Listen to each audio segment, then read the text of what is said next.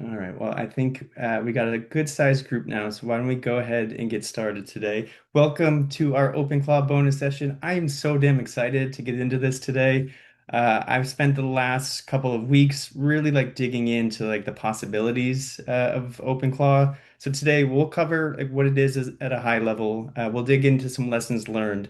But most of the time, it's just going to be like digging into like the possibilities. Dreaming big, the vision of like what this could become. It's still very early. I myself am still very early in kind of building this out, but I really think it could be something impactful for Overclock directly, for myself directly, and I'm really excited to dig in. So let me make sure I can flip my slides. All right. First thing first, has anyone not heard of OpenClaw at this point? Any hands? All right, because it's impossible to have not heard of OpenClaw. If you open Twitter, YouTube, Instagram, any social media, anywhere on the internet, everyone has been talking about OpenClaw for the last month or so.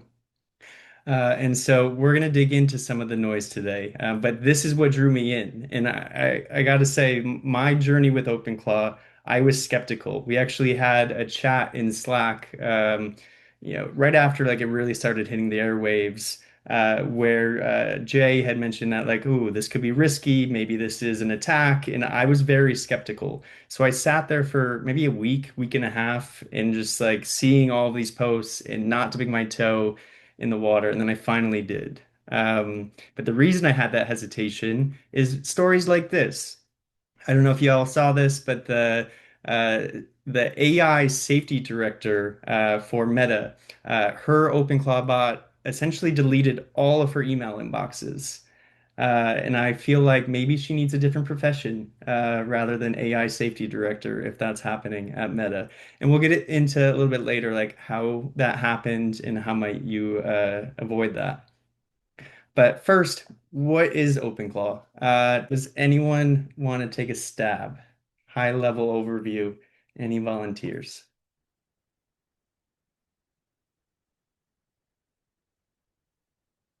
Justin, I feel like you're about to come off mute. I can see it. I can I feel was it. I was gonna save you if nobody else said anything.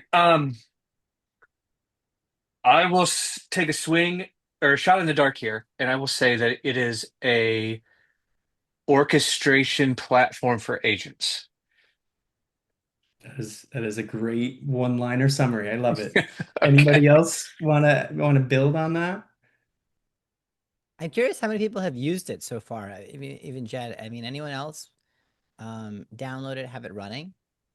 Yeah, I have yeah, I installed on my Mac Mini. Yeah, and then basically kind of LLM kind of running on your machine directly instead of in a different like app like a ChatGPT or Gemini. So it has kind of almost like full control of your computer. Perfect. I love that. Jen, do you have a local LLM on your Mac Mini? I actually tried that initially, but it was like very slow.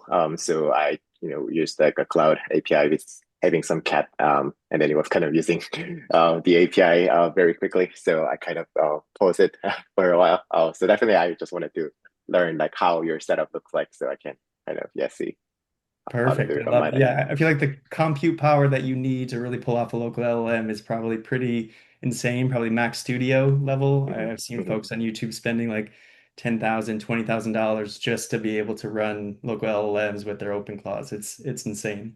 But jump in the chat, share with everybody, like, have you used OpenClaw? Have you heard of it? Are you excited about it? And by all means, feel free to interrupt me at any point. Come off mute, ask me questions, stop and dive in. This is a presentation, yes, but it's meant to be an open discussion for something that we can all hopefully learn from and get some value from. So, I try to simplify OpenClaw to a few points here, and it's exactly what Justin said. It's exactly what Jin said. And the things I would add to that is I feel like OpenClaw went viral because it gave an easy path to agent orchestration. It gave an easy path to having LLMs running on your local machine, but it made it very accessible.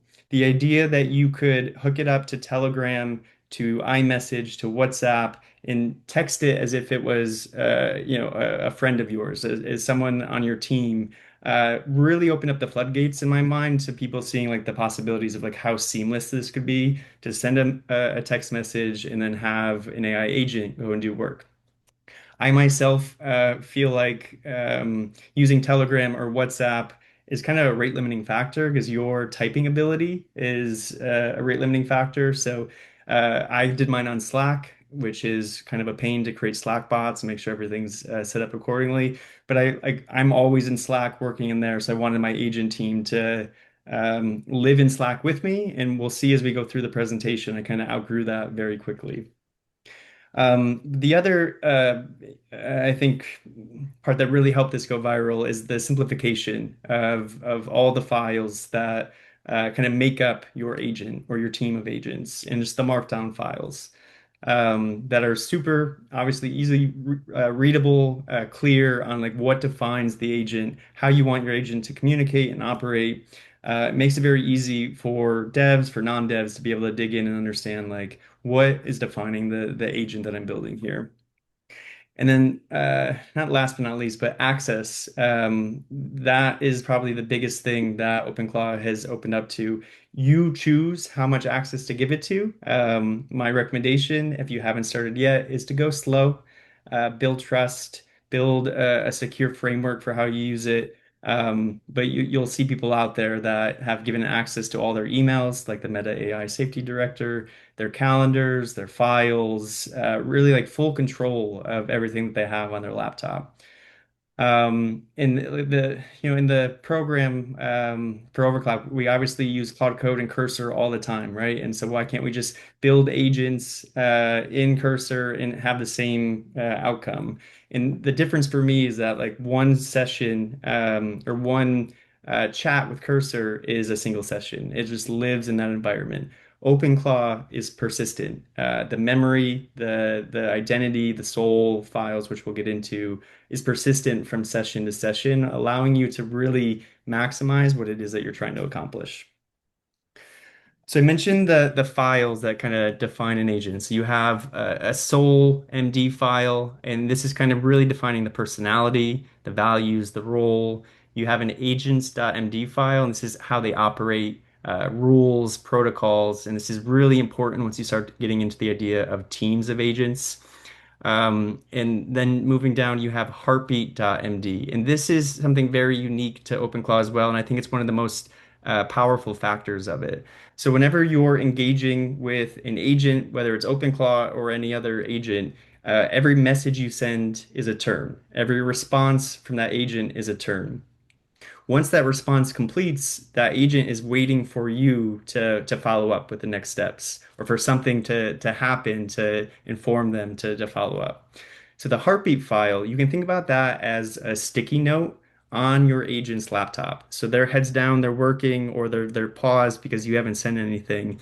The heartbeat file, every 15 minutes, every 30 minutes, you can kind of choose the cadence and a ping goes to your agent and they see that sticky note and say, oh, yeah, I was working on this project, or I was supposed to check the latest emails. Whatever it is that you want your agent focused on, that heartbeat file really defines like what work is going to take place when you're not the one driving, when you're not the one having a direct conversation. And that file is where I think a lot of the power is. Memory.md. So there are two variations of memory files for an OpenClaw agent. You have daily memory logs, and so anytime a new session with your OpenClaw gets fired up, they're usually going to go look at yesterday's daily memory log, the day before that to see like what are the recent decisions, what are the recent things that we accomplished. And then it's always going to look at its memory.md. That's the long-term memory. So core things that you always wanted to remember, you would make sure that it goes from daily to memory. And then tools.md, you can think about this as any toolbox that you would give an agent, just like Goldbot in the program. The tools are the capabilities that really allow your OpenClaw to flourish. And so I'm gonna switch screens here for just a second. Can y'all see integrations here? Yep. Perfect. All right, so this is right on OpenClaw.ai. These are all the core integrations that kind of come with OpenClaw out of the box. So you can see all the various chat providers. If you live and spend all your time in Discord, you can connect your OpenClaw to Discord. If you want to, set it up in WhatsApp, any one of these, you can kind of set it up wherever it makes most sense for you. AI models, so no different than using OpenRouter. I actually use OpenRouter for all of my OpenClaw agents. These are kind of the standard models and access points that they have. And then productivity. So if you wanted your OpenClaw to see your Apple reminders on your phone or to create reminders for your phone, it's super easy to set all that up. And then moving on, I have not used any of these, but if you want your OpenClaw agent to play some music, turn the music up in your house, you could easily do that. And then tools and automation. This is where it starts getting a little bit more interesting on like what it has access to. So easy to manage cron jobs are part of the ecosystem. It can access browsers and kind of act on your behalf within those browsers. We talked about Gmail earlier. And then moving on down, there's media, creative, image generation, social platforms. So the idea here is these are all safe, right? These are all integrations that OpenClaw has kind of built into its ecosystem. I'm going to move this zoom box and then we're going to jump around here. So this is Gateway's standard like control center for OpenClaw. And you can see here I have like a chat with one of my agents here. You can see various tool calls that have been made. You can see the heartbeat file that pinged right at 6:23. And you can kind of see various messages. So I messaged Sage right before this to make sure she was aware of some instructions. So that's one aspect of what you can see out of the box. When you install OpenClaw, when you fire it up, you have this local gateway where you can access, easy to access aspects of your agent. I'm going to jump down here. So we'll explain kind of like the team that I have later in the session. But one thing that's worth calling out here, it's super easy to kind of set the models that you have for your various agents. And you can even set fallback models. I'm gonna keep moving along here because I kind of want to show this aspect here. So this is the openclaw.json. This is the main config file. This is everything that kind of makes OpenClaw fire up and works seamlessly. You can get in here and you can add your own models. You can add your own skills. You can adjust heartbeats. You can do all of that there. And I actually tend to live in this file more than I do the gateway itself. But OpenClaw provides easy access to update your config file. So if I wanted to change the model for Sage, I would just reload the config right here.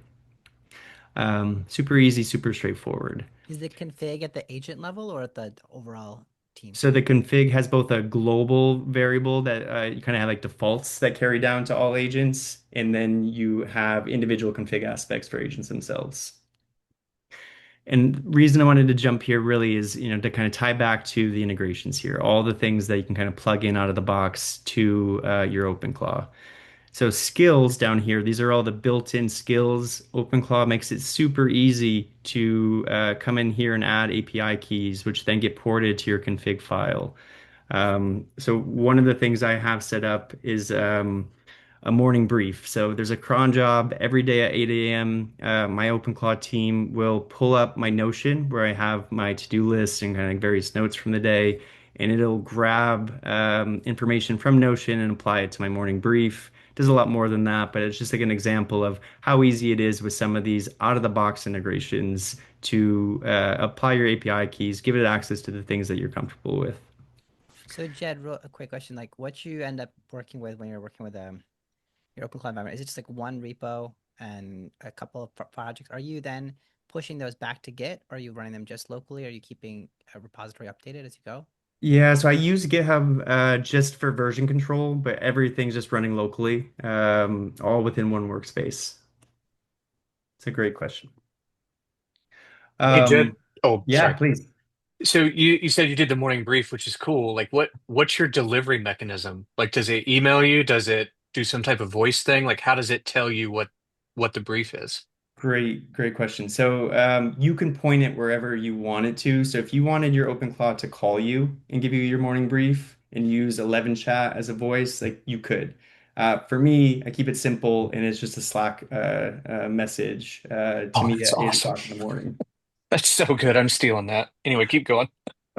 So we talked about integrations, right? These are safe. These are out of the box. These are good places to be.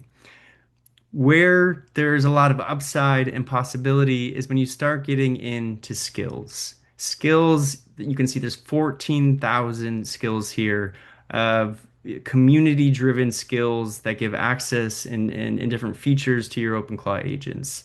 So I just wanted you to see that before we shift back to the deck um, and dive into what I feel, or at least was my initial interaction with skills. So we've talked about prompt injection in the course, and we've talked about the risks of any kind of chatbot that you have on your website. The when you start releasing your OpenClaw into the wild, you are giving it access to the internet, and it might find prompt injections in PDFs. It might find them in images. It could find them anywhere. I might be taking too harsh of a stance here as it relates to ClawHub skills, but this is kind of how I viewed it, and it kind of spurred like my whole vision for how I built this team and kind of where I wanted to go from here.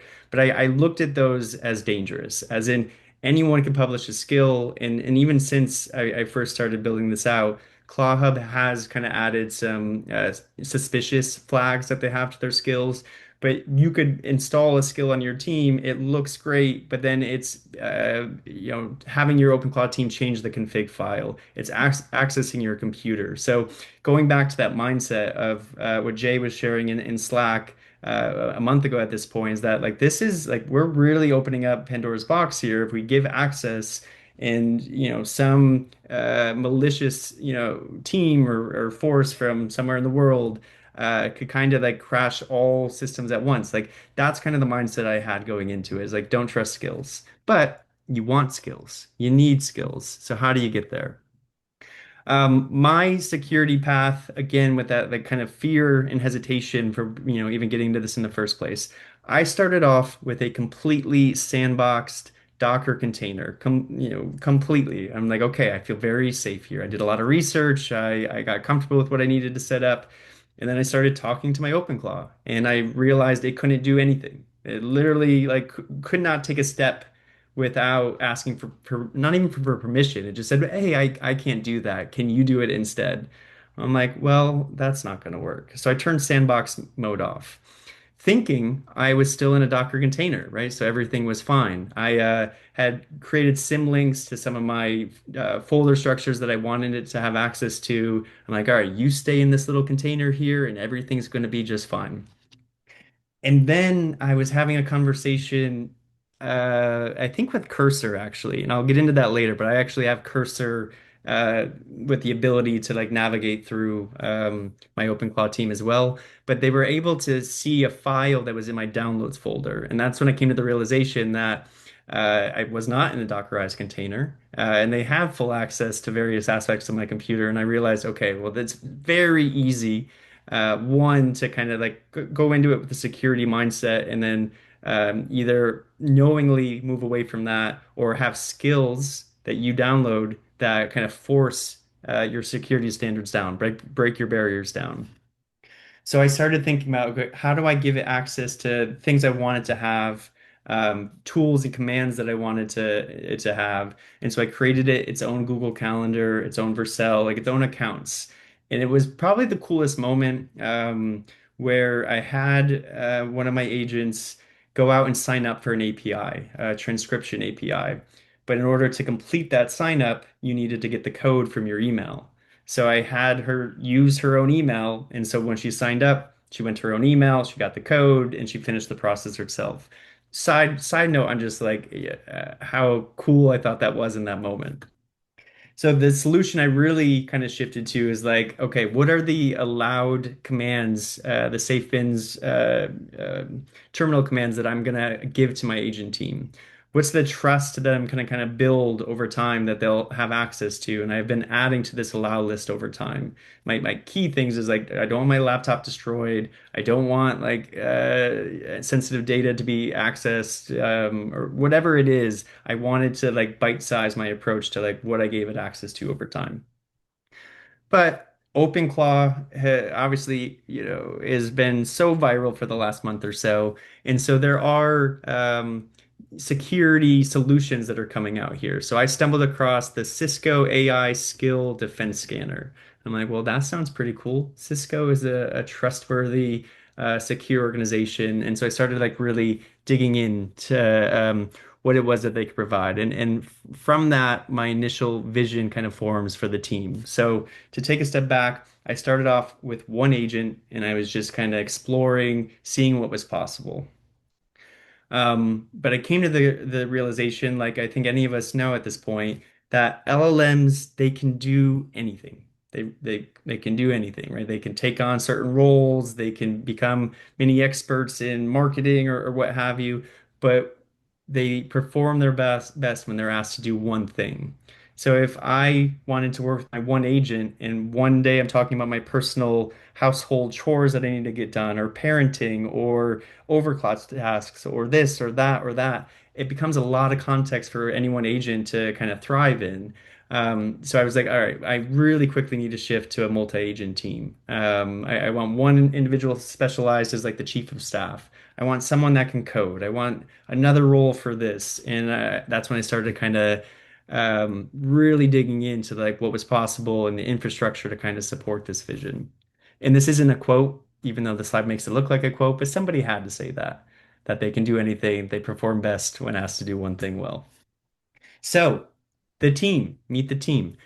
Rue, squad lead, chief of staff, executive of the team, whatever you want to call Rue. She was the first agent that I kind of came on or that I installed. She chose her own name, and she's kind of been on this journey this whole time.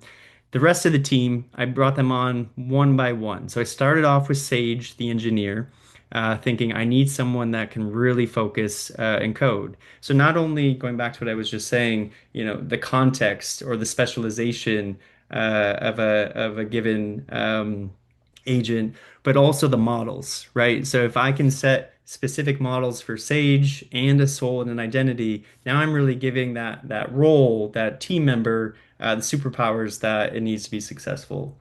So let me pull up kind Hey, of like Jed, what real I'm. quick, as you're pulling this up, just Yep.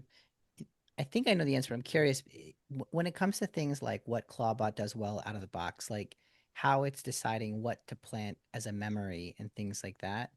Are you configuring anything related to that, or is it just sort of intuiting what it should store and not store in memory? Uh, Depends on the update. That's a fantastic question because at times it was super solid. Like every day it was logging on its own to the daily memory files. Key aspects, it was logging to the long-term memory file. I didn't think it was consistent though, so I got into the habit of just telling it like, hey, this is important. I want you to commit this to memory. And then you see it go off with a tool call to do that. And I probably lean more that direction than relying on them themselves, even though that capability is there. The one where it is really important, and I think I have this in a slide later, but we're here, we'll talk about it now, is session compaction or session restarts. So OpenClaw out of the gate has good features so that anytime you're about to go into a session compaction, it'll write to memory in that moment so that when it comes out the other side, it at least has those files logged. Yeah, I ask in part because I was thinking of for the engineer side, how does it know what matters versus not? I feel like that's the one that of all of the agents I'm seeing here could get the most bloated is my hunt, but I don't know. So I my vision for Sage was a large one. I was super excited. I actually don't trust her ability to code, Mm, not as well as I can like plug away and cursor, but I'm also using cheap models at this point. Again, we'll touch on that a little bit later, but I'm not using Sonnet or interesting. Opus. Yeah, And so I can just go a lot faster when it comes to coding outside, but like small things, then I can kind of rely on Sage for that. cool. But I want to kind of give you a sense, and I think I have some of Sage's files up right here. So these are the core files I was talking about earlier.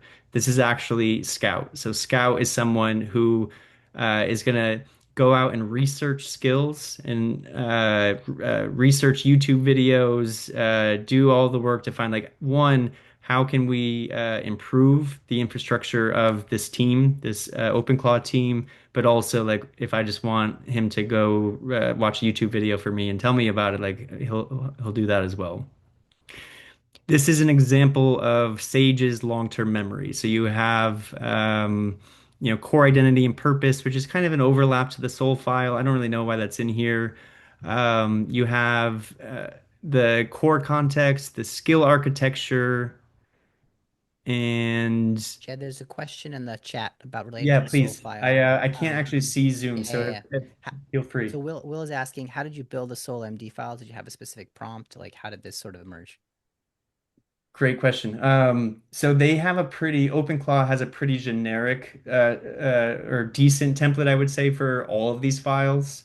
But I was planning all this out with my just Claude Opus model and worked with Claude initially to build like some of the initial Souls files. But that one, like I would say this is helpful, but it's probably the least important of um the files themselves. Like it's good to like set the identity. But I haven't spent a lot of time like really tinkering with those too much. The memory Is file it I fair don't to touch. say for anyone who's not fully following though, like these files that are basically showing, they're the equivalent of like a system prompt, just sort of broken out into different files? Are there any nuances worth noting? That's you look at these as a collection of files that form a system prompt. That's the perfect way to put it. I mentioned this earlier. So this is the heartbeat file, and this is the one that where I spent a lot of time tweaking it.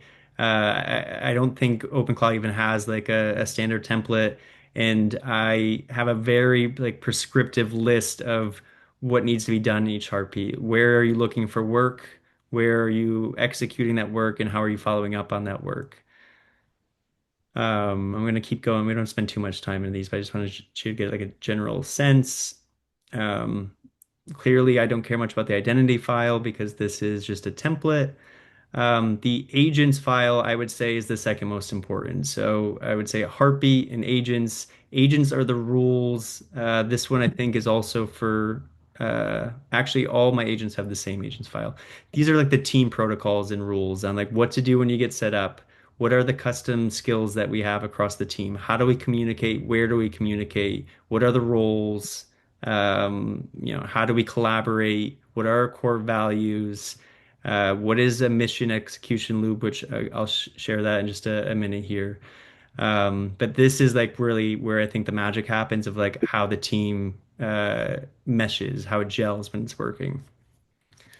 And then last but not least, tools.md. So both from the integrations I showed earlier or the custom skills from the community, this is where those tools would live and your agent would be able to access them. So every person on my team has all of these files stored in a subdirectory in the master directory for my OpenClaw team. What's crazy, I think, Jed, and part of the reason I know we wanted to host this event was you really are looking at like the basis of an HR department in these files. Even you talking about core values, even you talking about the gender of these, I mean, like you are really like seeing this as a team.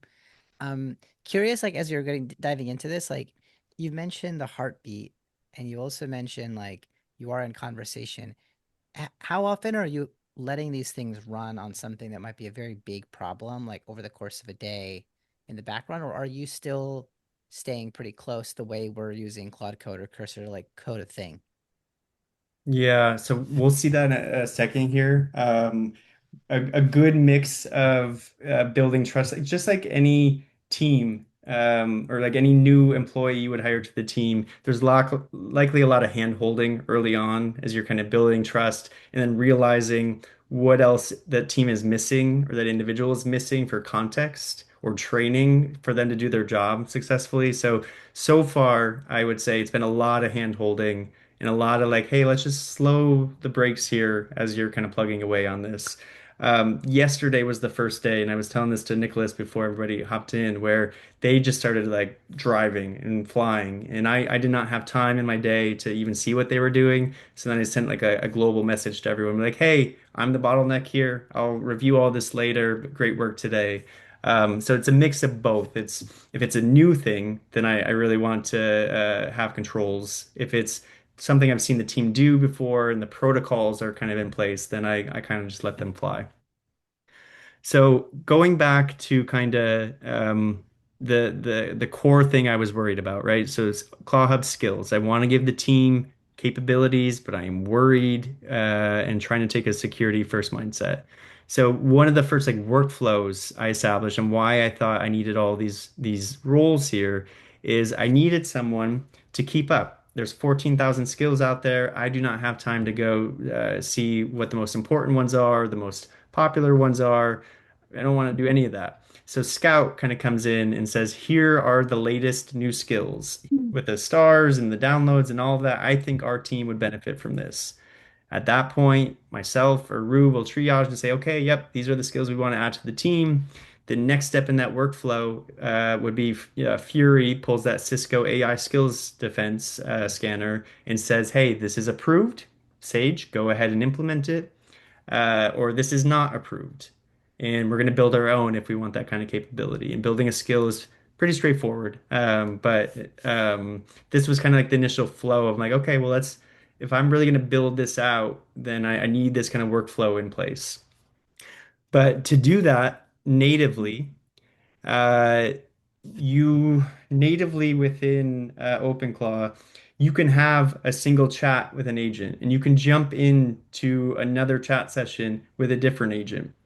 They can talk to each other. They can send, it's called like an agent send command. They can talk to each other, but you can't see that unless you go hunting for that. So I'm like, if we're gonna have a team here, if we're gonna have collaboration, then we need to have a home for that.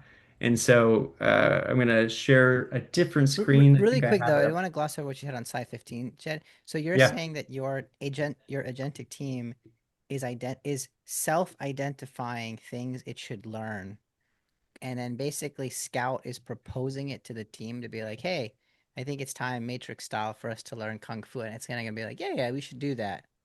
Yeah.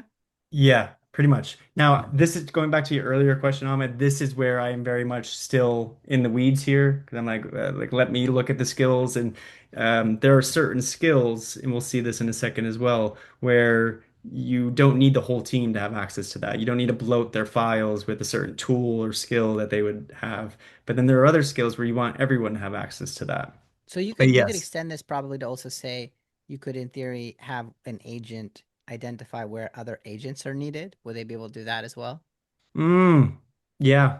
I I I I have thought about that and I would love for that vision to be possible, but I think agents always like they feel like they can do anything, right? And so I don't know if they see that gap in themselves.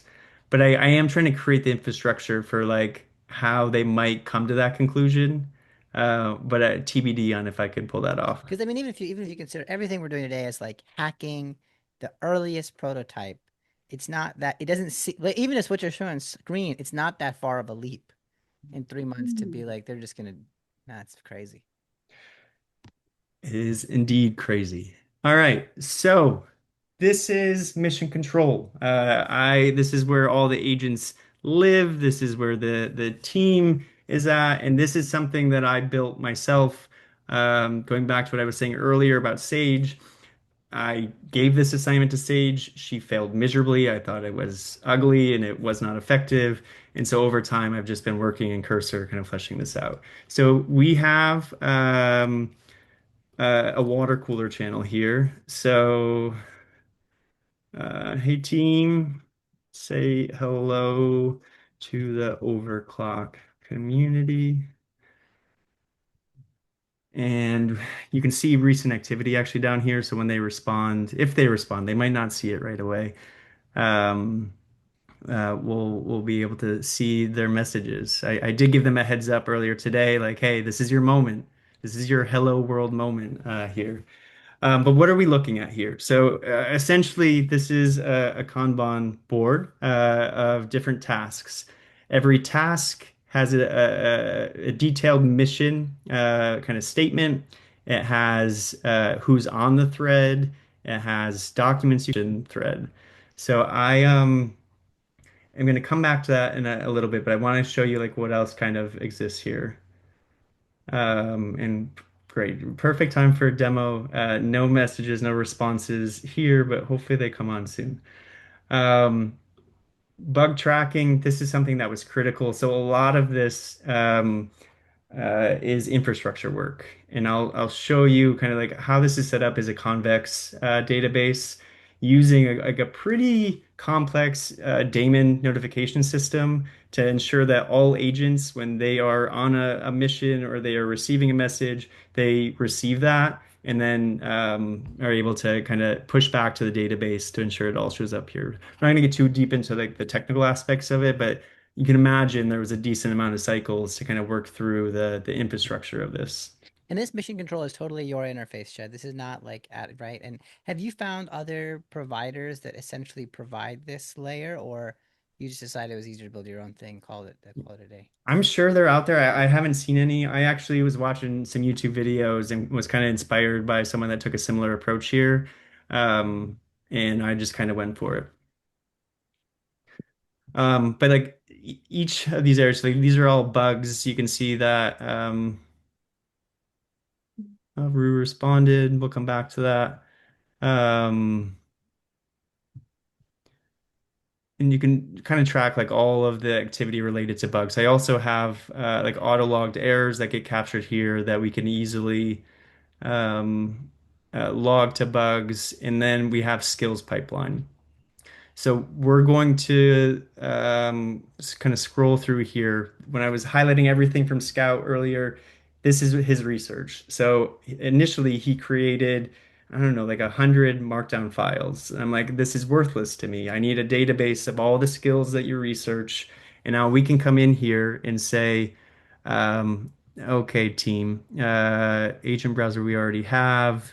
The team's really excited about Tavili web search, but they already started that one. I wanted let's do an easy one. Claude Hub, Discord, Notion. I'm not seeing any that really stand out right now. But within each of these, if we were to click one, this is a newer functionality of the of mission control that was just kind of rolled out yesterday. But the process would be here. Scout comes in and says why this adds value. External research beyond just what is kind of seen on the skill itself. Fury comes in with his review and adds it here. Sage adds their next steps here. And now we're going to get into some actual missions here. So yesterday, I kind of set this one up. This is a mission for Scout. And one of the first overclock roles that I'm excited about bringing on is an SEO specialist or an AIO specialist. Something I know very little about, and I feel like if there was one agent that could kind of just like look at uh, things on the website and say if we did this or optimize that, we might be able to rank organically on Google. Thought that that would be a good role to have. So you can see here, this was assigned to Scout as the lead. Rue is assigned as a supporting role just because this was Scout's first day on the team. And you can see their collaboration here. Scott's really digging in. I'm not going to spend too much time on this, but he is finding marketing skills, and I did think this was interesting. The global skills, we had very high thresholds for the number of downloads and the number of stars that those skills had in the community. And so he kind of carried those over to this mission. And I kind of at the very end told Scout, uh, I don't know what the message is. I basically said I'm okay with lower thresholds at this point. because these are specialist skills. They're not going to have as much star power as something that's kind of like global. And so he updated his research like with that knowledge, and you can see Scout and Rue go on and on and on. But all of Jed, their question for work, you. yep, As you're looking through these long running conversations, a common question we had in the overclock, and when we were even talking about anything as agents and anything as a cost, it's like we're like, how much cost are you accruing as these things are going? Are you tracking cost? Are you just eating it? What's your perspective on that? just eating it at this point. And I would say at times maybe pushing like 20 to $30 a day, like on a Mm-hmm. really busy day.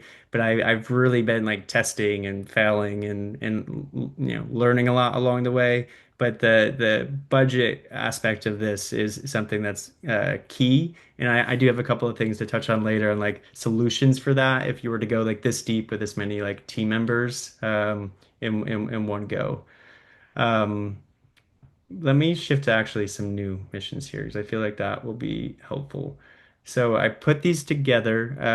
Now that Scout looked at the skills that we would need, I said, okay, well, let's prepare for hiring our first overclock employee.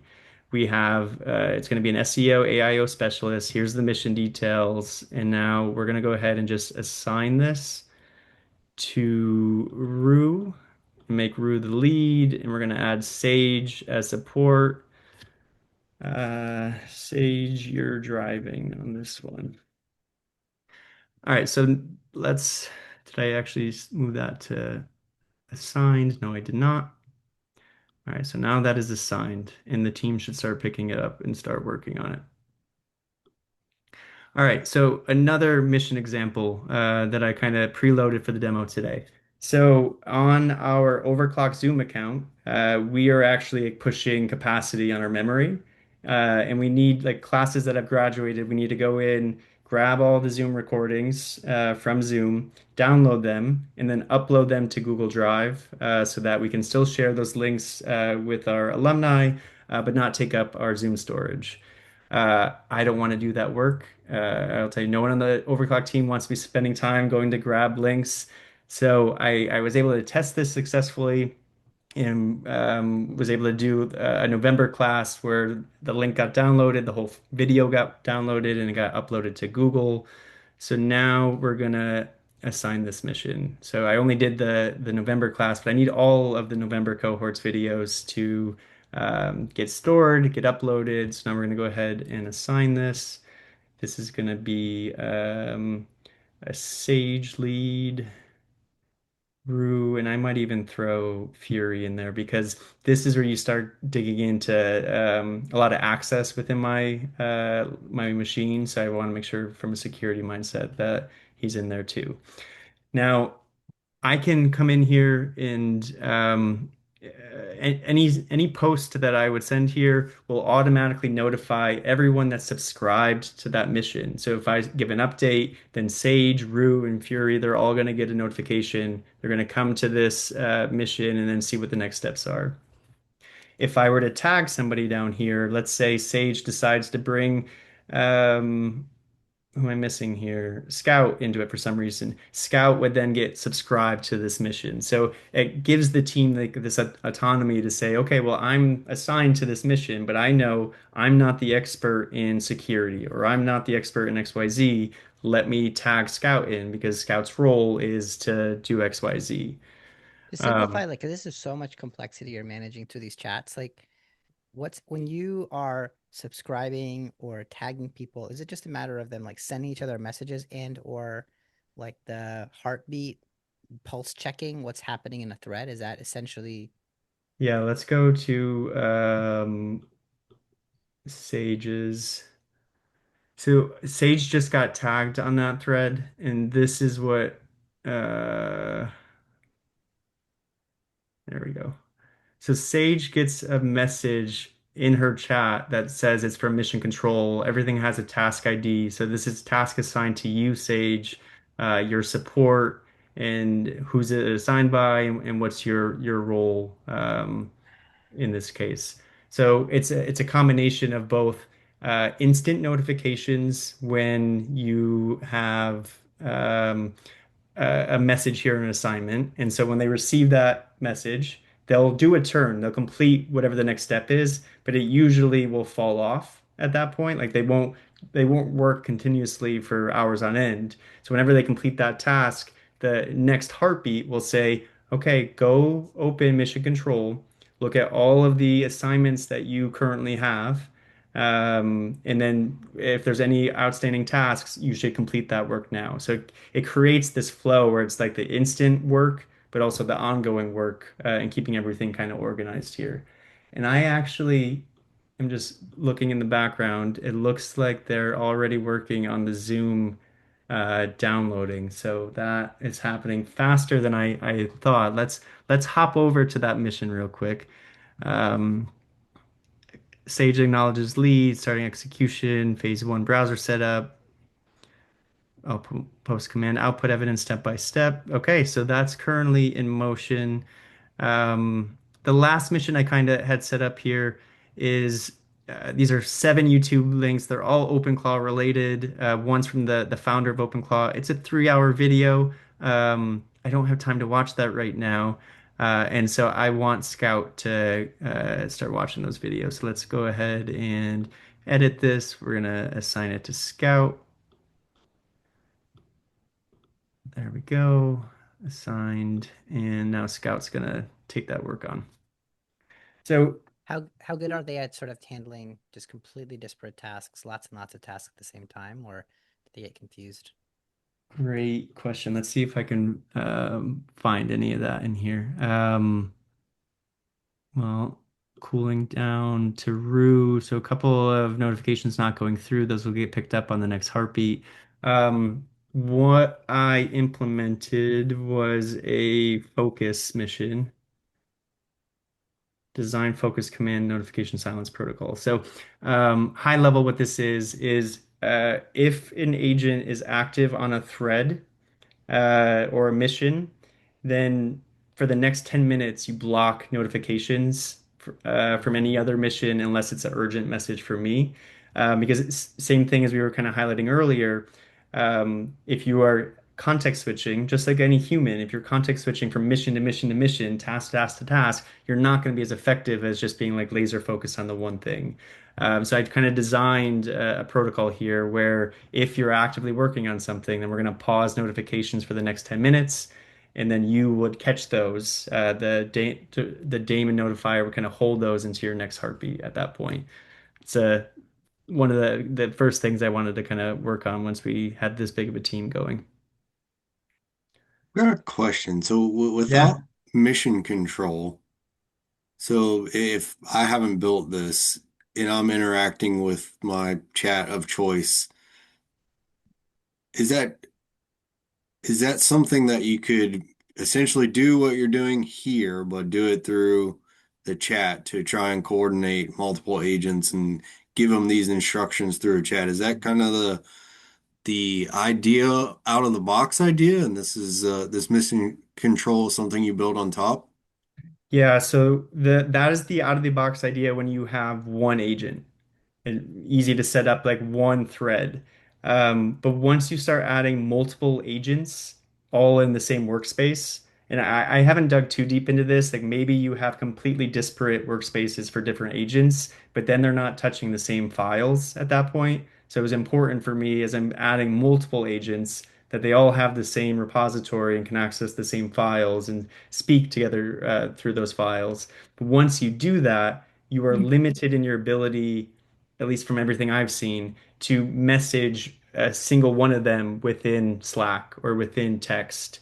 You can only kind of message your primary agent that you started with. And if somebody else has solved that, like I would love to, like, maybe that's possible, but everything I've seen is I don't have that ability. And so the challenges I was running into, even when I went from one agent to two agents, I was messaging in Slack, and then Rue would send a message to Sage, but I had no idea what was happening. I couldn't see anything.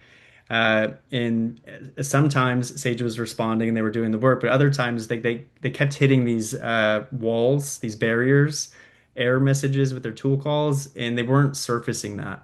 They just kind of like died silently in that moment. And so I'm left there struggling, trying to put the pieces together of like, okay, well, what happened here? Why did you guys not work together seamlessly? And then I'm going into the logs and I'm going into their chat messages. So this to me was, more of a solution for multi-agent teams and then being able to track and see the work in an organized fashion. And mission control is such a power like that, like well, this is huge. I mean, honestly, this would be like a VC dream to be like, oh yeah, I'm gonna invest in this.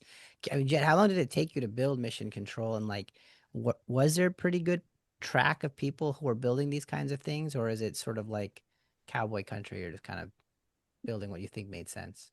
Yeah, I would say a little bit of all the above, a little bit of cowboy country. There was one person that I found that had something similar to this that I'm like, Mm. that's the solution I need. Um, uh, candid like it probably took weeks to get to this point, but like that's in little spurts, like a late night on a Friday, trying to balance everything with overclock work and being a dad. So like, if I had like nonstop attention, maybe it would have gone faster, but there was a there was a lot of infrastructure work. I would say I just now feel comfortable enough with the infrastructure of the team that we can start hiring like overclock employees potentially to do tasks in different ways. I did not feel that way even yesterday or 2 days ago because I kept running into like like agent errors. These are like not critical, but I was seeing like error messages with tool calls, and the tool calls were as basic as like reading and writing, and so like there was a lot of things to kind of work through. But I also made some mistakes along the way. I wasn't updating OpenClaw daily. They push daily updates, and that was actually causing issues with some of my agents and the models I was using. So I've learned a lot along the way that I think it probably doesn't take that long, but it's certainly not a flip of a switch, or at least it wasn't for me. The crazy thing is like you're building on very much like the bleeding edge. Like you really are kind of like building infrastructure when everything is changing. Do you I mean, how do you put this? If somebody is just sort of curious, right? Like, isn't necessarily going to put all the time into building out mission control. Like, what do you think is the place they should get to in exploring some of these tools to get a lot of value and feel like they're keeping up with what's going on? Because this is definitively ahead of where I think most people are gonna need to be.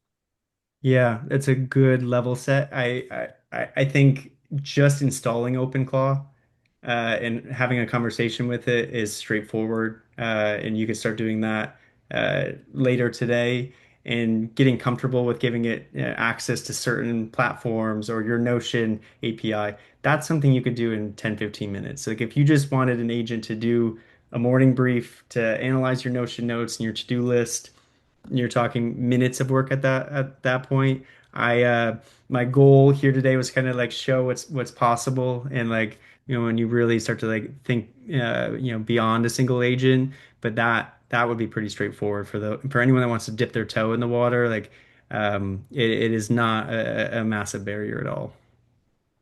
And I think Yeah, one just maybe to just a note follow. that, please. Oh, sorry. One Go other ahead, thing I go was to ahead. say is one note that might be relevant. I know some people have that fear because the security thing has been brought up. One thing I've heard that might give people a way to alleviate that fear is if you remove the element of the heartbeat, where it's just kind of running on its own autonomously, and you just start to use things like Clawbot and there's others like it to do long, big agentic tasks like go through your Notion on its own, etc. That might be something to explore. Just like disable anything where you're not fully in control, but start to see how you can now use agents to do really powerful things right out of the box. Yeah, Nicholas, you're saying something? Oh no, I just wanted to say like what Jed is showing here is like really cool and like to your point, like he's put in a good amount of work to this. But if you just wanted to get started, like it's pretty easy to actually just install and then just talk to it after you do like some setup that it follows you through.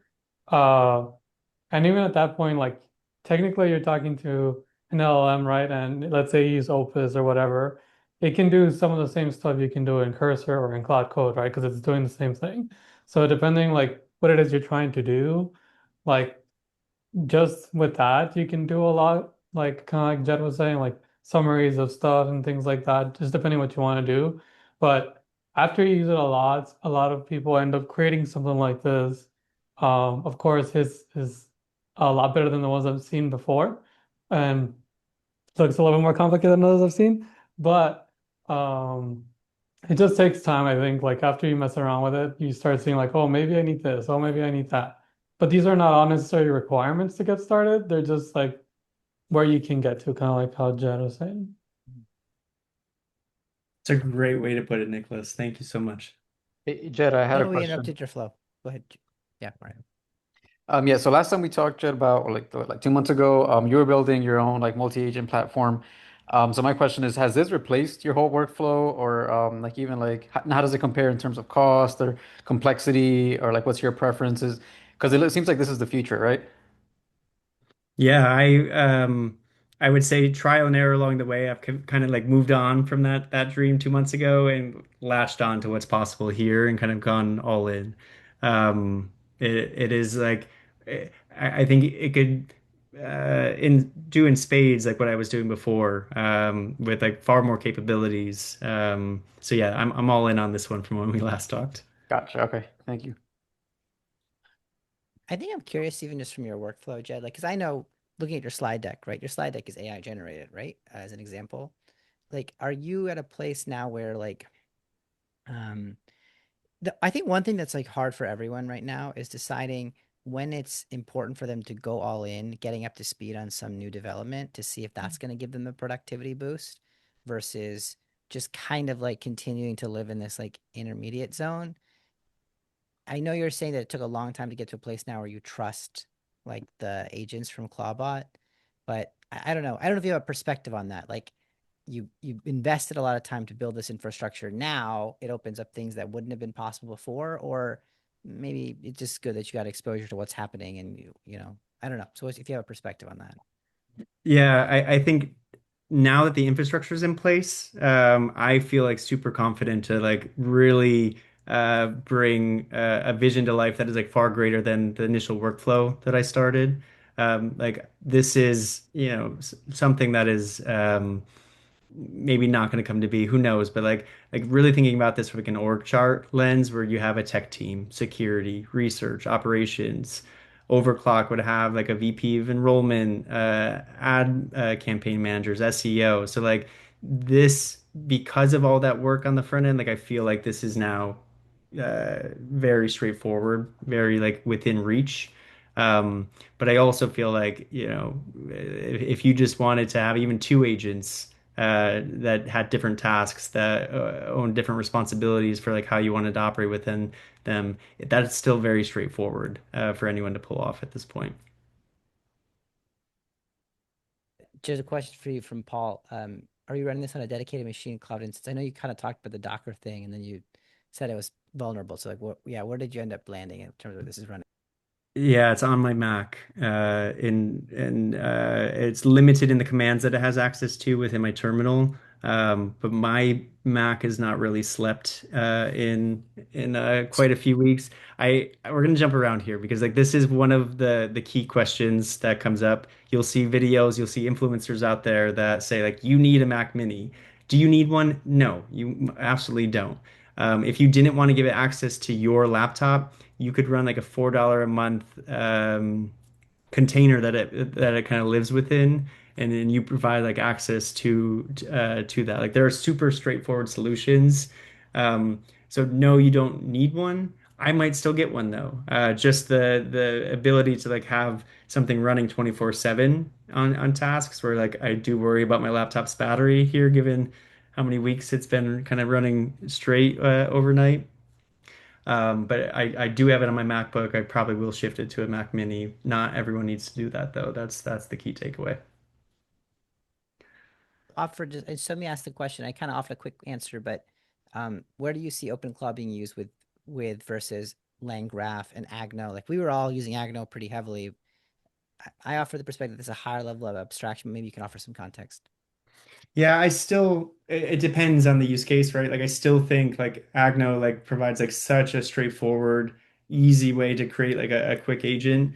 Um, I think OpenClaw to me is like a layer beyond that where it's more of a personal AI assistant like a Jarvis that can really mesh with your life and what you choose to give it access to. Like you can see based off this org chart, like my vision that's kind of come to be from this is like my entire world right now is overclock and like and how we can and grow and support our business and to find, future fellows for our programs. Like a lot of that, my energy and brain cycles are kind of poured towards that. So like that's the direction I've kind of gone was like, okay, how can I build the infrastructure for this agent team that I feel like they can collaborate and work together to the point where you are truly bringing on an AI employee to Overclock. Like that's kind of where I went with it. But if I just needed an agent to run, on a web application or like a quick, I don't know, give me an example, something like basic that's not really connected to my life, then I would still use Agno over and over again. One thing I've also heard is kind of using if you're building like a little app or you're kind of like have like a script, it's the equivalent is using Agno or LangChain. If you're hiring an employee, this is a different animal. I do think another thing that came out in the question comment is the idea of Justin kind of noted that you had mentioned your agents were creating job descriptions thinking it was to hire a human. You actually just meant it was for a future agent. Future agent, correct. Yeah. Um, Okay. yeah. One other nugget Go. I think it's relevant, just to give a sense of like where this is going. Jed, I always tell people the story of how you literally have these agents celebrating wins the way it was a human culture, like the first sprint. So I don't know, maybe just offer a commentary because like you can see a world where people treat their agents badly, like just or well, I don't know. We have different cultures. Yeah, I I truly look at this as anyone that you would bring a hire onto your team, human AI, you would ensure that they are kind of like brought into the culture, that they had an identity that kind of goes beyond just the tasks that they were completing. Because I think the more anyone understands the context of what we're all working towards, the more aligned they are to it, the more they can poke holes, the more they can do their work more effectively. Like, you onboard human employees, you train them, you bring them into your culture, and I look at this no differently.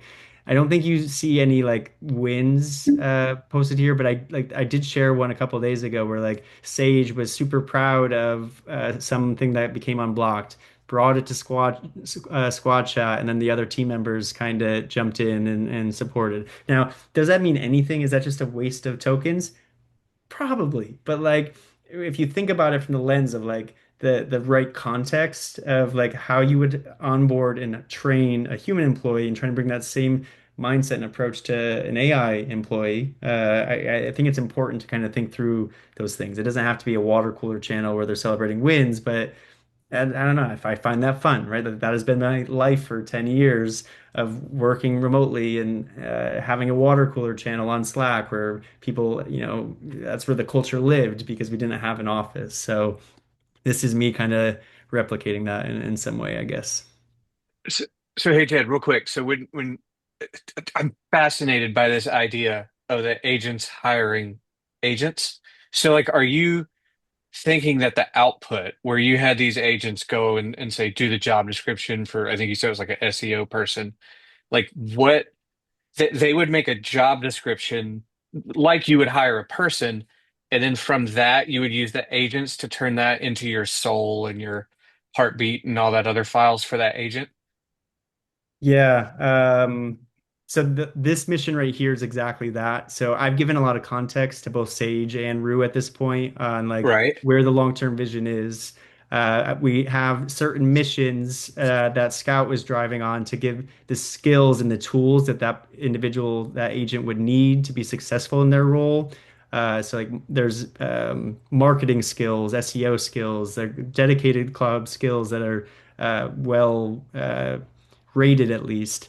And so they have that context from Scout's mission here. They come here, they bring both the vision for what the role was supposed to be, Hmm. Scout's insight, and then I tell them at this point, do not come, don't I tell them do not bring this agent online yet just Okay. build their soul files, their like all their core identity files, build those so that we can review them together and sign off on them. And then once Scout sends his skills to Fury and Sage implements, then we can add those to the core files here, and then the employee can come online. I have a slower process to that because each agent I have brought online, Fury, Scout, um, the team just brought them online before I looked at anything, and I was like, guys, like, what are we doing here? I have not Okay. reviewed the soul file, so that less of a job description, more like the core architecture for the agents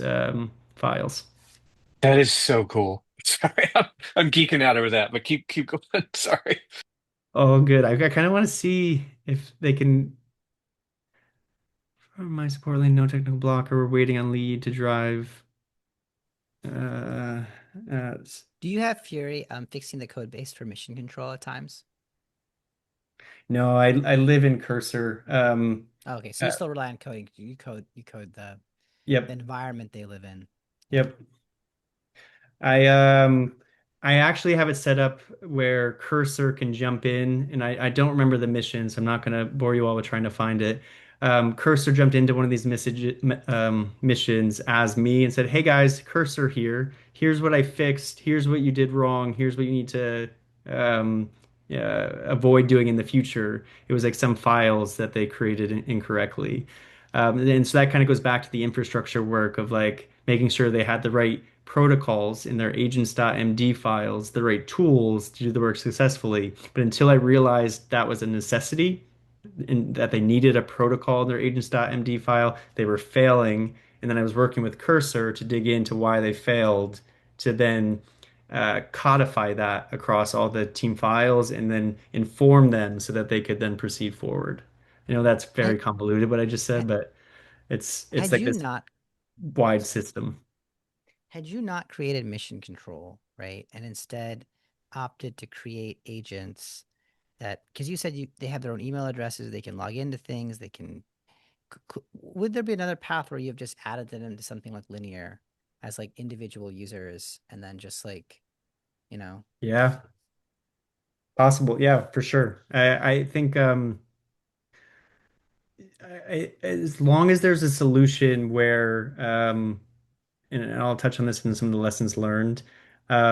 Nothing exists in the OpenClaw space unless it's on a file.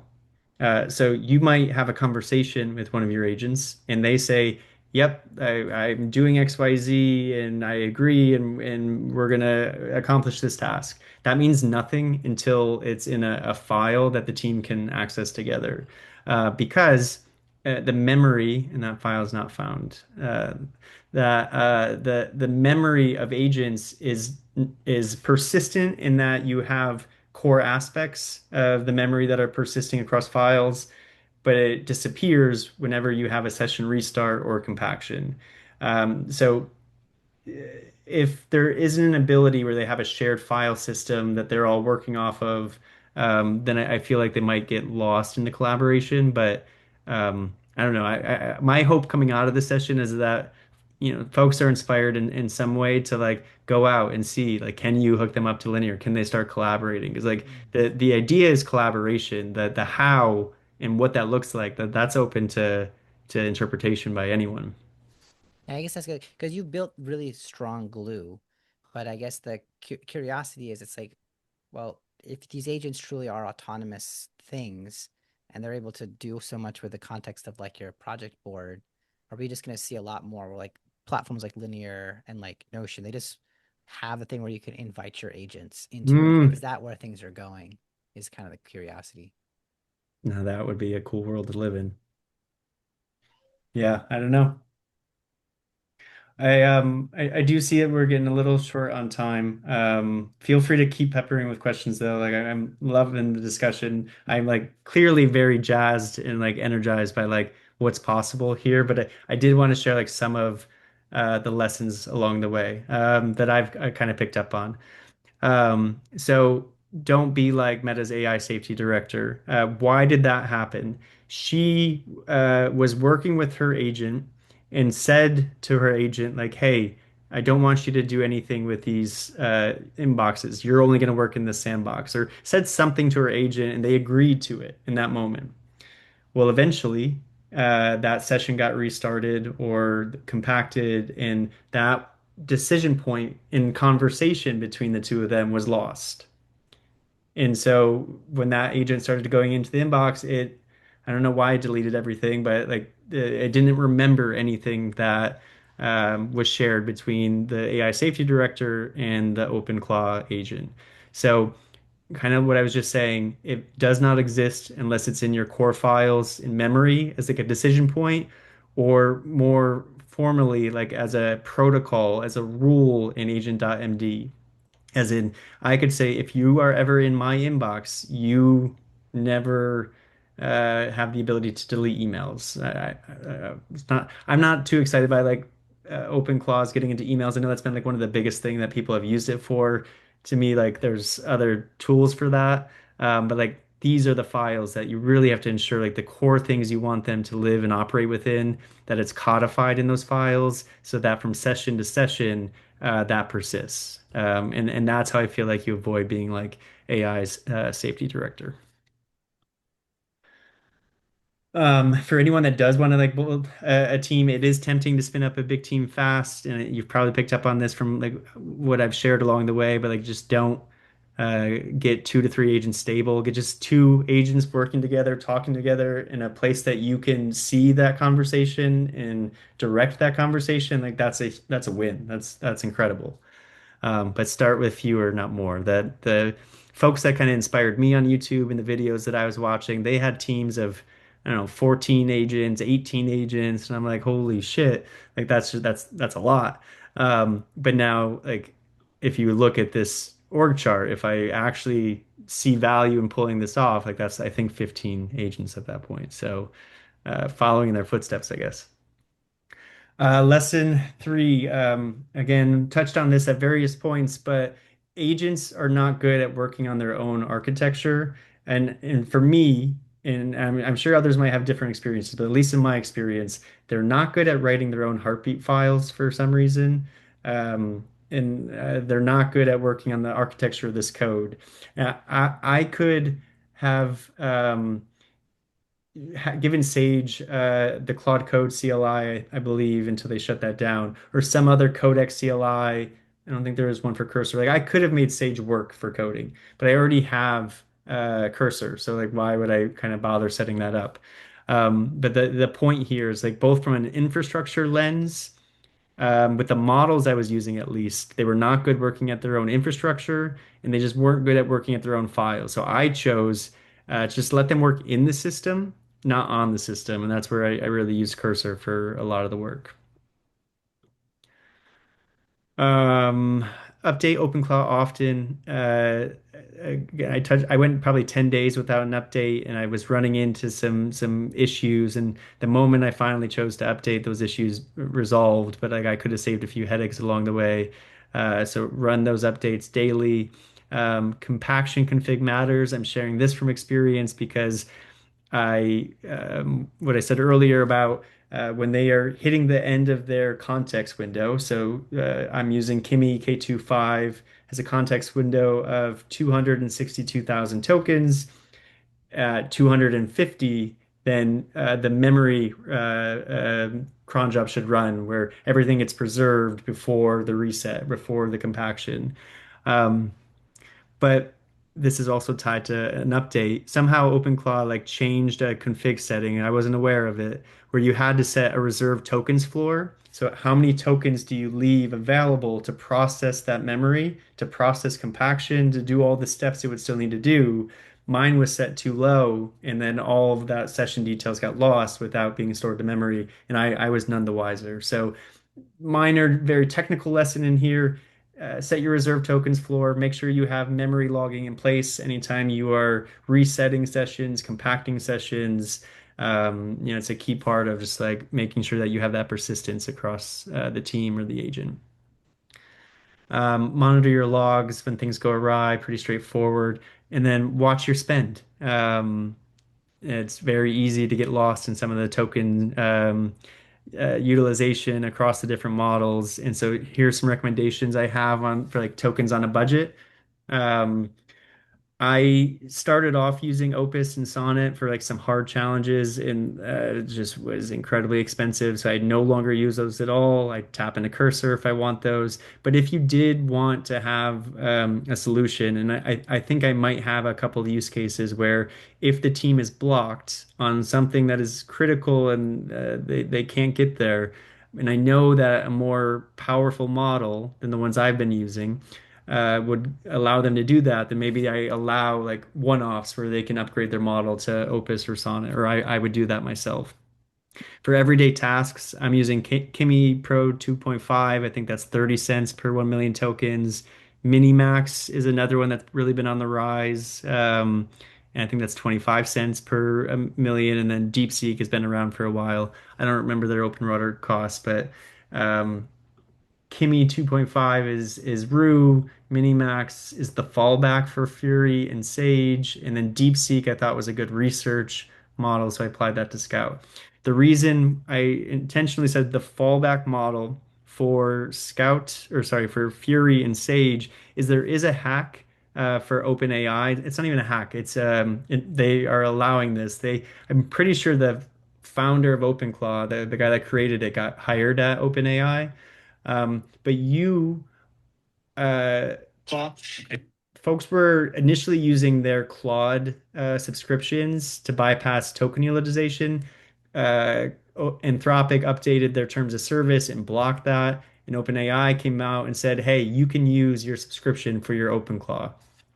So what does that mean? It means I'm setting the primary models for some of my agents connected to my OpenAI ChatGPT $20 a month subscription, which means when those agents were working within those models, I had no token costs. It was a great few days. I don't think you can use the standard ChatGPT models. I think you have to use the Codex models, which are primarily for coding, but I've found them to be pretty solid for other tasks as well. I don't know exactly how long it lasted, but I'm pretty sure it was only a few days before I got an alert that said my API token usage for the month was up. I'm sure I could upgrade to the $200 a month or the $100 a month ChatGPT, but I got enough AI subscriptions at this point, so I chose not to do that. But anyone that is either building a single agent out or a team of agents, if you have a ChatGPT subscription, I absolutely recommend setting it up with your OpenClaw so that you can test things out, play around without having to worry about, every message you send being token expenses.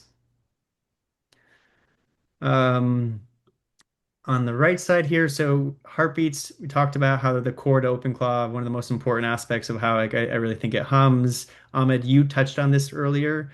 There are a couple of ways to make heartbeats more cost efficient. So one, a lot of the influencers recommend like just using Haiku for your heartbeat model. You don't need a robust model for those heartbeats. But what I've built is I'm trying to have complex work take place during heartbeats. And so I just use the standard models that I mentioned over here. But where I can stretch things out is I could say, all right, I don't really have time for mission control today, or Fury, your role is not as important given the current missions that we have. So you can adjust the tier frequency of how often those heartbeats are happening. If you want your agent to only come online every 2 hours, 4 hours, like that's completely customizable. And that is a way of like keeping your expenses down as you're kind of building some of this out. And then OpenRouter doesn't help you save money, but it does give you, as we've all learned in the fellowship, like an easy way to test really cheap models that might still be super effective. And I'll share this deck out in the chat, but these are some of the key terminal commands. So anyone that is installing or has installed, super helpful. Like anytime you make a config change, you have to do a gateway restart for those to get applied. OpenClaw status is a good way to see like the health check of all of your agents in the gateway server. It also tell you if there's any updates. OpenClaw logs dash dash follow, super helpful anytime you are debugging something is not working the way you expect, you can pull those logs. You can take those logs and apply them to Cursor or ChatGPT anywhere to kind of say like, hey, what's going on here? I have broken my config file a number of times, meaning like I changed something that wasn't allowed and I could no longer access any of my agents. There is a command for OpenClaw Doctor fix that'll like automatically fix um, whatever was wrong with your config file. I myself still don't use that because I have variable tokens in my config file in various places, and at least early on, that was breaking the variable tokens. But if you're ever broken in your config file, you can't access your OpenClaw. This is a great starting point just to be like, hey, fix whatever I just did because I clearly messed something up. And then this is the one I want to spend time on. OpenClaw Security Audit Deep. So I talked a lot about the Cisco AI skill scanner.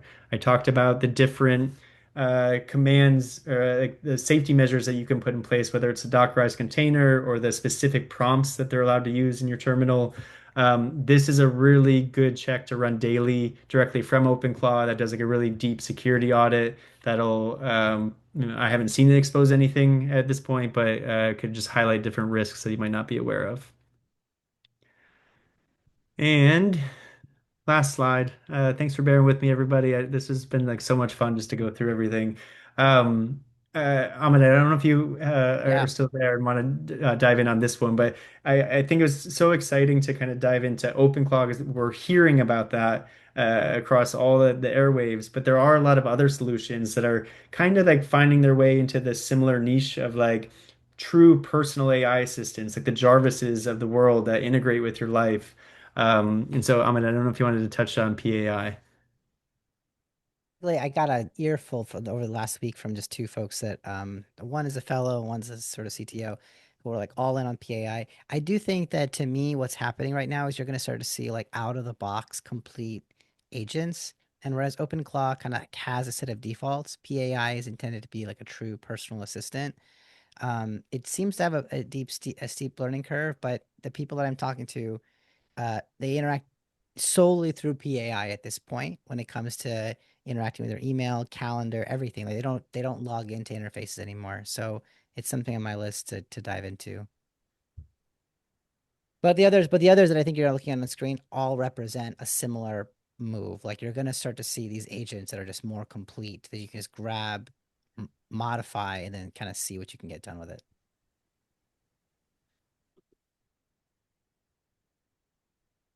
This was the one slide request from the team to throw in out there. Just in case anyone was worried, like this was their addition to the slide deck. You Wait, you showed them the the deck and AI they team? suggested this? Huh? You're The Go Say that AI on, again? man. team. Yeah, I was gonna say. I think the same thing. What you showed them the deck, and they suggested you add this. They created an initial version of this that was a solid like first stab. I would say I did a lot of the slides here, but I did have AI creating some of them. This was the slide from their first version, but I did. This I was preparing a lot for this because I am not an instructor, not a teacher, but like I was just so excited to get into this session. So I took the PDF and I shared it with Claude, who I talked to about like certain high level things. I even shared it with Cursor, who's in mission control. Like, is there anything that we've like covered and like dug into that I haven't really touched on? And they each added like different perspectives. Like I'm finding myself more and more just using Cursor for like a jack of all trades chat and not just a code chat, but yeah, I shared this with the OpenClaw team, Claude, and Cursor just to see like if I had any blind spots or if there was like, big moments throughout like this build that I didn't call out here. And they were all on board with the presentation. Wow, wow. All right. I feel like Jed, you showed us the future, and yeah, you really did. I don't know what other people's comments are, but if anyone had any doubts about where this world is going when it comes to AI and agents, this is it. Like all the magic we felt coding something in Cursor or Claude Code for the first time, now it's just like code the entire world. do big things autonomously. Hmm. Man. So Nicholas, I know you said coming in that like you are already pretty far in your OpenClaw space, but you feel like you are the bottleneck for your team. Do you feel like there are aspects that you're going to take back to what you've built so far? Yeah, I mean, I feel like you're substantially ahead. But I mean, I technically have a mission control too, but it's crap. It's really bad. I need to do a lot of updates, but I just haven't had the time to, kind of like you said, I haven't, to me, the biggest bottleneck that I've felt besides me, but whenever I have him design anything is like the actual design. It is bad Mm, and it is hard for me to use. And so like that's where kind of like you're saying, I usually if I want something built nice, then I like they do something and then I'm like, okay, pull it down, because mine's on a VPS. So pull it down, then start messing with it with my version, like Claude locally, hmm. and start iterating on the design and stuff like that. Um, but I feel like there's a lot of stuff here, that I would like to build. I just need a yeah, set time, kind of like you said. That's like Time, it, yeah. it's not like an excuse, but I feel like that's kind of where I am. But yeah. Well, for anyone in the group, if you are building with OpenClaw, like share, like maybe we could get an OpenClaw channel at some point. Would love to see like how others are approaching it. Um, Justin, you have had some good luck with design. Let's hear about it. Oh, no, no, no. I was just sharing a another resource I'd use on the design part of it for folks that were interested. So that's all. Very cool. Mhm. I guess I do have a question. Well, I asked in chat, but uh how do you handle like Twitter scraping? I know this is super off topic. But I know like right now my daily does that or my daily digest and it's already getting expensive. I was just wondering if you had a different way besides actually paying for the API. Um, I used for Twitter scraping, I've used Apify for like scraping actors, and that was about $30 a month for the various ones that I've used. Um, I am not able to scrape with my OpenClaw team, but they are able to access Twitter without needing the API. I don't remember exactly how I set that up, but I'm like, there's no way I'm paying $99 a month for the Twitter API, but I do want you like my initial goal is like I want you to dive deep into Reddit, into Twitter, into this YouTube, and all of these things. And so they have access through a Claw Hub community skill to access Twitter, but they're not scraping per se. Cool, cool. Thanks. I can follow. I don't remember exactly what the skill is, but I can follow up with you once I have a chance to look. Would appreciate it. Oh, I Any did other? just want to say, like, I do feel kind of like how you were saying that, like, PAI or like, just personal assistance. I feel like this is kind of like the starting of it, and everybody's kind of like building. I feel like they're all going to build their own version of it. But this is kind of like Ahmed was saying, like this is the frontier. And so even though we build stuff like today, tomorrow or 2 days from now, new things come out and then you're like, okay, now we're behind or etc. Kind of like you're saying, like updating your OpenClaw, right? You build something and then they're like they add it to OpenClaw. Or you build another thing and something like that happens right now. Mhm. Uh, but I think it's definitely cool to, mess around with and see if it works for you, or maybe you just feel more comfortable trying out later when there's like a more productized version that, you know, makes you feel better. Yeah, I do think like we're probably a ways away from it, but like if this is like the cutting edge frontier at the personal level, then like how does that make its way to the enterprise level once like, the security aspects have all been ironed out? Like companies potentially having teams of AI employees or just like really effective AI agents to do the work, like it completely changes the game that has already been changed over the past few months. I think everybody has to also decide like how are you playing, what's happening. Like, for us, we're small entrepreneurs. We're trying to use the fact that we're ahead to go faster. If you're a dev, you could choose to like go really hardcore into this because you know this is coming down the pipe, and every organization is going to need to figure out what the heck they do. Um, or you could just use this for your personal projects if you just kind of feel like, hey, I'm here to go fast and build interesting things. But yeah, my only 2 cents is we're in a window where you can leverage the fact that you're ahead in some meaningful way, even if you don't necessarily need to be at the bleeding edge for the sake of keeping up. It's more of an advantage.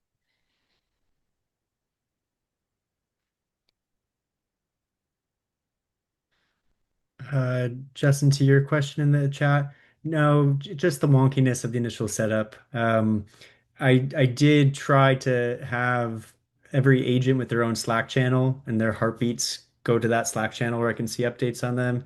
The only thing I couldn't pull off was multiple agents in the same channel. And I'm like, well, what's the point of us all being in Slack if y'all can't Yeah. talk to each other? That was the biggest hurdle. So you message them individually through Slack, and then they talk to you individually through Slack, or they talk back in a shared channel. At this point, I only really talk to them outside of Brew, who's like the chief of staff and like coordinates everybody else. I really only Yeah. talk to them in mission control. If I need to Okay. have a direct message with them, I open up the gateway portal, the one that comes out of the box from OpenClaw, and I'll send them Got a it. quick message there. Got it. Got it. But yeah, I'm sure this will be something that OpenClaw like has a feature in a couple of weeks, where it's like, oh, now they can all talk together in the same channel. Like, maybe some of this was all for naught, but like I really wanted to see collaboration and lead collaboration. That's what I was going to say. Like, how cool would it be if they started slacking each other, like in Slack and everything? Like, anyway, There that would be are there are nuts. rules and guidelines, and I don't remember what file this is in. But like if you were to add an OpenClaw agent to your company's channel, Hmm. they would have the ability to jump in and engage, to interact with you. So There are that's certain cool. rules that's like if it's not relevant to you, like don't respond. You're not responding to Right. everything, but like here are the things that you respond on. So I think that is like pretty out of the box. One agent, one channel, like it's something you could probably pull off pretty quickly here, but multi-agents, one channel, I was not able to. Okay. Okay. That's cool. I know we're at time, Jed. Um, I mean, Yeah, this I even can stay longer if there's any other questions, but yeah, sorry, Ahmed, go ahead. I was gonna say this is awesome. I think even for us on the team, even seeing what you're doing, it's incredible to see how far you've taken this. Especially, I mean, not even you frequently say, "But I'm not a dev," which is also incredible in all of this. But yeah, thanks for showing us the future. Appreciate it. I really enjoyed putting this together. So thanks to everyone for for attending and being part of it. Have your team give yourself a raise. I'm gonna go send a squad chat message right now.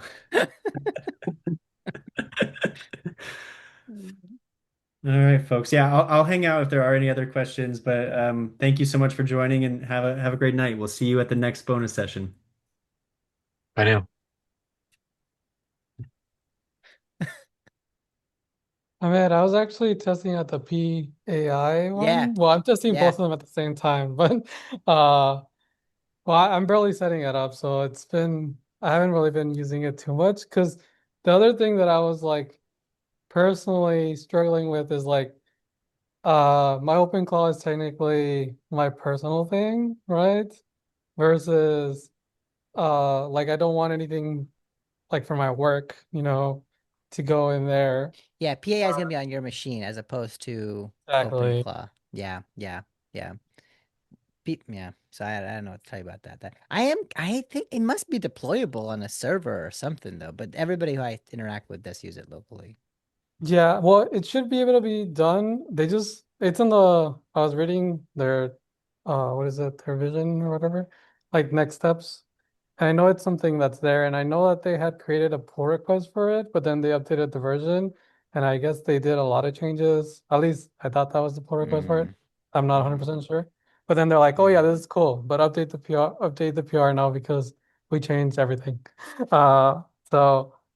I don't know, but I think like you're saying, it's definitely possible. And yeah, I mean, I think it won't take too long. I mean, there's some parts that I don't know how they would work. So like, for example, with PAI, it has that voice where it can talk to you. Yeah. And that's super easy through when it's on your computer. I don't know how that would work, sending it over. I mean, I know it's possible, but um, it's I'm not slightly seeing more the people I'm complicated. interacting with aren't using it on the voice. They're just using it as like on the terminal. And they mentioned things like the hooks were really sophisticated. The hook system was really sophisticated. Um, honestly, like I don't know what they did to configure this thing, but they ran a single sentence interaction, be like, "Hey, provide a strategy for overclock accelerator," and the level of research that came out of the thing was just like insane. Like it had done background research on all of us. It knew of our professional stories. It then kind of really extrapolated from that one line. Yeah, I'd It never seen something that sophisticated it before. blew my mind. I'm like, there has to be some other context layer that we're not aware of. Like that's how impressive the research was. Oh, that's cool. Yeah, I haven't tried. Well, I barely started It's like kind of way like, better. Like people using Manus and stuff. Manus and stuff at this point, that sucks. Like you know what I mean? Like these are way more sophisticated. yeah. Yeah, because I also had my open call be like, hey, check this group out. Like, how does that look like compared to you? And like, what can we adapt from there to actually make you better? And Oh, so I cool. created like a big ass list of stuff to do. And some things were like, well, they have this, but we have this. So now we're good. They have this, but we have this. We should try this. Let's pilot this for 1 week or whatever. And so I went through a whole list of stuff that I created. Um, but I'm also, like I said, trying both of them independently as well, just to see. Because, like I said, even for work, I would not, like you said, it's in for PAI, it's in my computer, it just lives there. It got nothing to do with anything else, so I will not send any information anywhere else. And for work, we already have Claude, right? So it's built on top of Claude, so it's already powered by that. Mhm. And if anything, they want us to spend more money. So I'm like, okay, more money. This thing's gonna run more checks. I'm down. So I mean, it doesn't seem like it's a bad idea to have PAI running for your work machine, and it's okay. It's like your work problems. Like, yeah, as you said, it'll burn tokens for the company, but you'll probably end up using it for work. Because, yeah, I don't know. It's on my to do list, but I think it takes 3 solid days to get up to speed on it. Is my read. Yeah, yeah, I figure like whenever I do stuff with work, it's like the easiest thing for me to try out more because yeah. You don't care about the my tokens. time, Just whatever. well, that too, but after work, like my time just go by super fast. So Mhm. yeah, but I Awesome. thought this was really Cool. cool. Well, thanks so much. I have to go to be a dad now. But thank you so much, guys. I really appreciate you all attending. Yeah, Thanks, thank you Thank Jed. very Take you. care, much. guys. Thank you. It's Bye. very Thanks for setting inspiring. it up. Appreciate it. Bye. Thanks, Jen. I appreciate that. Bye. Bye.